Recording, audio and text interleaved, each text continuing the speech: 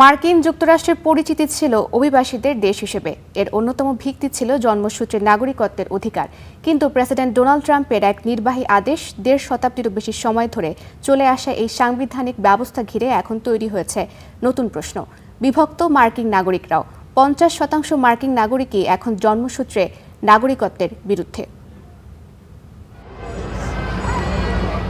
মার্কিন সংবিধানের ১৪তম সংশোধনীতে স্পষ্টই বলা আছে, যুক্তরাষ্ট্রে জন্মগ্রহণকারী এবং দেশটির বিচার ব্যবস্থার অধীন প্রত্যেক ব্যক্তি মার্কিন নাগরিক।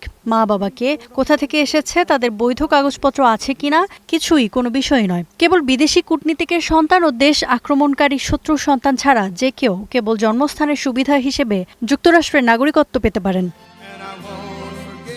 এবার সেই ঐতিহাসিক নিয়মকেই চ্যালেঞ্জ করেছেন প্রেসিডেন্ট ডোনাল্ড ট্রাম্প। নিষিদ্ধ হলো জন্মসূত্রে নাগরিকত্বের অধিকার। এই আদেশ কার্যকর হলে প্রতি বছর যুক্তরাষ্ট্রে জন্ম নেওয়া প্রায় ২.৫ লাখ শিশু নাগরিকত্ব সংকটে পড়তে পারে। যদিও ট্রাম্পের নির্বাহী আদেশে স্থগিতাদেশ দিয়েছে আদালত। বিষয়টি এখন সুপ্রিম কোর্টের চূড়ান্ত নির্দেশের অপেক্ষায়। তবে বিভক্ত মার্কিন সমাজ। সাম্প্রতিক জরিপ বলছে, অবৈধ অভিবাসীদের সন্তানদের জন্মসূত্রে নাগরিকত্ব পাওয়া উচিত বলে মনে করেন না ৪৯% মানুষ। তবে পক্ষে অবস্থান ৫০%। ট্রাম্পের নির্বাহী আদেশে বলা হয়েছে, যুক্তরাষ্ট্রের মাটিতে জন্ম নিলেই সবাই স্বয়ংক্রিয়ভাবে নাগরিক হবেন। সংবিধানের ১৪তম সংশোধনী কখনো বিষয়টি এভাবে ব্যাখ্যা করেনি।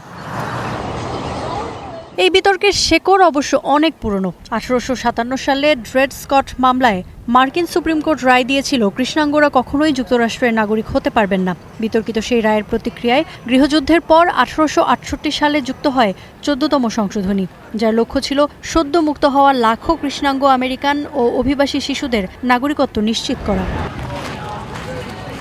এর ৩ দশক পর ওয়ং কিম আর্ক মামলায় জন্মসূত্রে নাগরিকত্বের অধিকার আরও শক্ত ভিত্তি পায়। চীনা বংশোদ্ভূত এই মার্কিন নাগরিককে দেশে ফিরতে বাধা দেওয়া হলে সুপ্রিম কোর্ট তার পক্ষেই রায় দেয়। সেই রায়ই আজও জন্মসূত্রে নাগরিকত্বের সবচেয়ে শক্তিশালী আইনি ভিত্তি।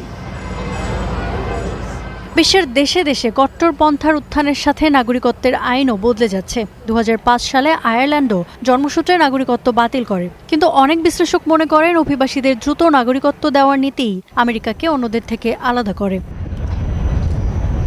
ইফফাতিরা, স্টার নিউজ।